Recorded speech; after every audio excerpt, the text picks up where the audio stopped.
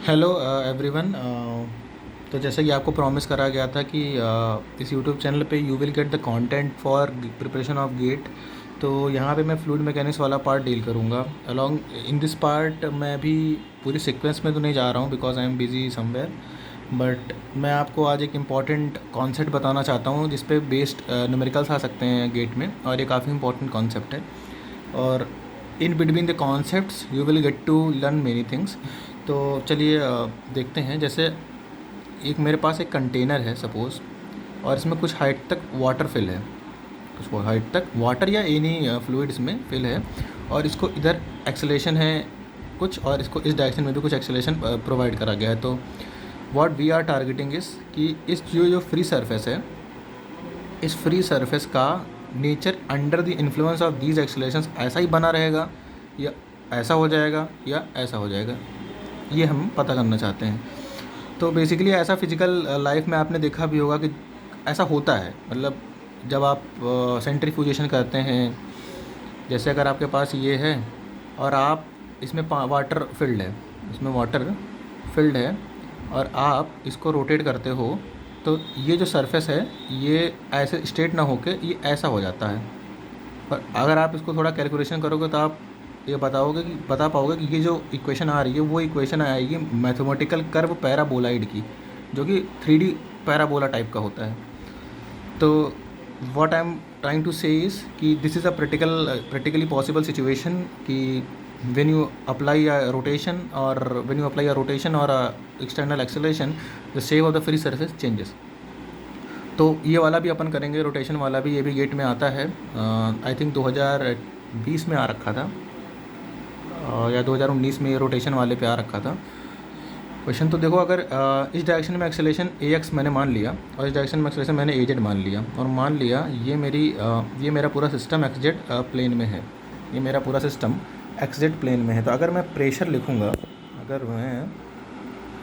अगर मैं प्रेशर लिखूँ, तो प्रेशर को लिख सकता हूँ मैं xz, pressure as a function of xz because it is in the xz plane. तो अगर मैं डिफरेंशियल प्रेशर लिखूँ dp, तो मैं इसको लिख सकता हूँ del p by del x into D x plus del p by del z into D Z. ये आपने मल्टी वेरिएबल कैलकुलस में पढ़ा होगा। ये ऐसा होता है जैसे अगर dp is not derivative, it is differential, p में स्लाइड चेंज।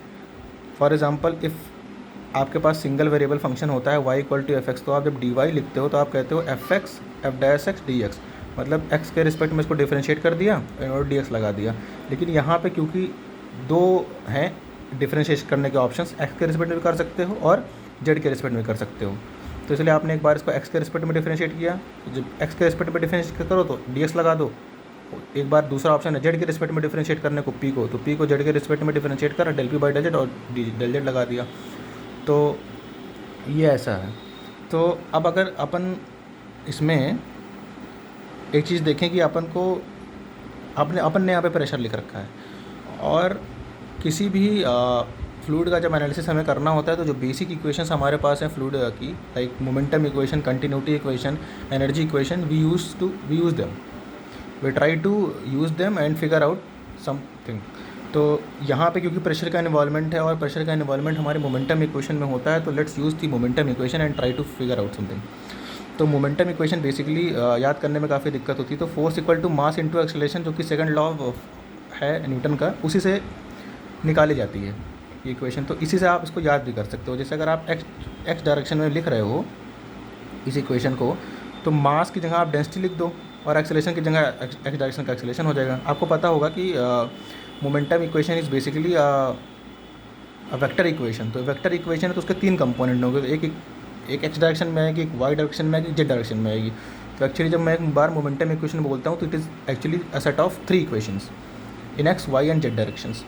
तो यहाँ पर रो ए एक्स हो गया, ये आपका हो गया मास इंटू एक्सेलरेशन, और फोर्स में जो आता है इसको आपको थोड़ा सा याद करना पड़ेगा। अगर एक्स डायरेक्शन की आप बात कर रहे हो तो del p by del x आएगा, जिस डायरेक्शन में बात कर रहे हो x आएगा, plus rho into x x आएगा। This x x is the body force in component of body force in x direction.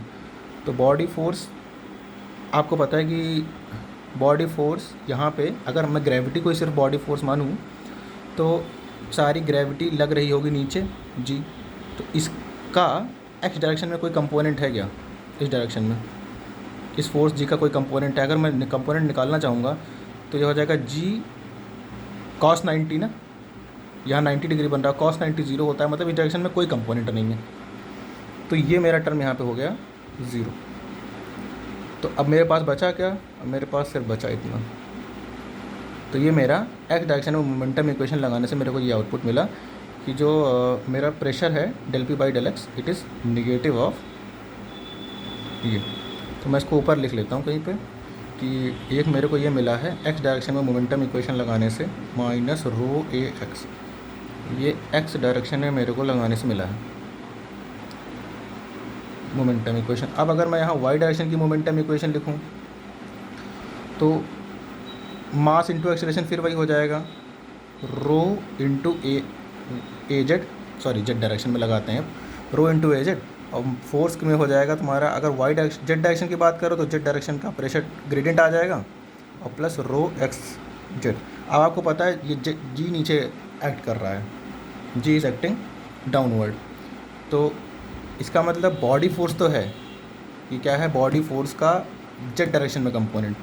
तो बॉडी फोर्स जेड डायरेक्शन में है जी, लेकिन क्योंकि ये नेगेटिव है और जेड डायरेक्शन ऊपर पॉजिटिव है तो यहाँ माइनस जी आएगा, तो यहाँ पे आ जाएगा एक्स जेड की जगह माइनस, और ये आ जाएगा माइनस जी, ठीक है, ये इसमें आ जाएगा।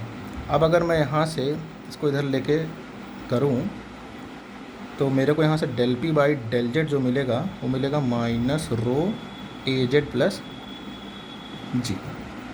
तो उसको मैं यहाँ लिख लेता हूँ कि दूसरा जो मेरे को मिलेगा del p by del z वो मिलेगा minus rho a z plus g. अब अगर मैं इन दोनों को del p by del x को यहाँ से सब्स्टिट्यूट कर दूँ और del p by del z को यहाँ से सब्स्टिट्यूट कर दूँ तो मेरे को मिलेगा डी पी इक्वल टू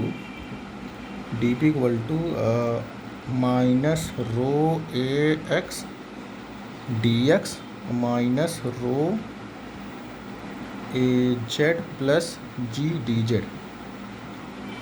अब जब मैं अगर फ्री सरफेस की बात करता हूँ तो फ्री सरफेस के अलॉन्ग चेंज इन प्रेशर नहीं होता है, बिकॉज इस फ्री सरफेस के अलॉन्ग हाइट सेम है तो प्रेशर का कोई चेंज नहीं होगा, क्योंकि static pressure only changes with respect to height, और इस फ्री सरफेस के अलॉन्ग हाइट सेम है तो मैं यहाँ पे d p equal to zero लिख सकता हूँ फ्री सरफेस के लिए। तो डी पी इक्वल टू जैसे ज़ीरो होगा तो यहाँ पे ऐसा हो जाएगा, इधर लेके आए इसे rho a x d x equal to rho a z plus g d z with a negative rho cancels out, और d z by d x is minus a x by a z plus g. ये बड़ा important सा relation आया है। तो ये जो relation आया है वो ये कह रहा है कि जैसे ये रिलेशन ये कह रहा है कि जो d z by d x है मतलब वाई बाई एक्स मतलब स्लोप ना, वाई बाई एक्स स्लोप होता है, d y by d x जैसे स्लोप होता था, तो d z by d x है। तो ये कहना चाह रहा है कि जो स्लोप आएगा इस लाइन का D z by d x वो निगेटिव आ रहा है बेसिकली, और ये होता है टेन थीटा, तो स्लोप होता है टेन थीटा, तो टेन थीटा निगेटिव आ रहा है, और टेन निगेटिव कब आता है? For angles between 90 to 180। तो इसका मतलब अगर टेन थीटा इज निगेटिव आ रहा है तो थीटा 90 से 180 के बीच में, मतलब जो ये लाइन है इसका जो एंगल है थीटा वो ऑब्ट्यूज़ है, तो मतलब ये लाइन ऐसे इंक्लाइंड होगी। ये यहाँ से हम कंक्लूड कर सकते हैं कि जो लाइन होगी वो ऑब्ट्यूज़ एंगल होगी, जो फ्री सरफेस होगी वो under the application of these applied accelerations make a obtuse angle with the free surface. जैसे अब ऐसा हो जाएगा, मतलब जब मैंने इधर से एक्सेलरेशन लगाया ए एक्स, इधर से एक्सेलरेशन लगाया ए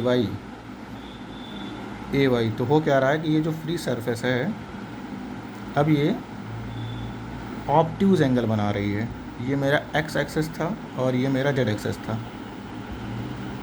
ये हो गया मेरा इस एक्स को मैं यहाँ मान सकता हूँ ऐसे ना, और जेड को ऐसे कह सकता हूँ मैं, यहाँ पे ऐसे जूम कर सकता हूँ ना। तो मतलब ये जो एंगल बन रहा है positive direction of x axis से एंटी क्लॉकवाइज डायरेक्शन में जो एंगल बनता है वही मेरा स्लोप होता है थीटा, ये वाला एंगल होता है। तो ये थीटा देखो ऐसा बनेगा, मतलब बेसिकली देखो 90 से 180 के बीच में। अब इसका मतलब एक सरफेस कुछ ऊपर गई है, मान लो ये जेड ऊपर गई है, और एक कुछ नीचे आई है, मान लो ये मान लो Z1 थी, सॉरी इसको मैं कह देता हूँ जो ये ऊपर गई है एक साइड, उसको मैं कह देता हूँ Z1, और इसको मैं कह देता हूँ Z2। मेरा एक क्वेश्चन है, क्या Z1 और Z2 सेम होंगे? तो हाँ, अगर इनकम्प्रेसिबल केस है, मतलब कंप्रेशन नहीं है फ्लूइड का, तो Z1 and Z2 will be same. क्योंकि अगर लेकिन अगर कॉम्प्रेसिबल फ्लो होता तो ये चांस होता कि कुछ फ्लूइड यहाँ दब जाता, तो उसके कारण मे बी ये चीज़ें सेम ना होती। तो for a compressible case it need not to be equal, but for a incompressible case the height जितना ये ऊपर जाएगा उतना ही ये नीचे जाएगा। तो ये बेसिकली इसका छोटा सा कॉन्सेप्ट था कि जो फ्री सरफेस का स्लोप आएगा वो नेगेटिव आएगा।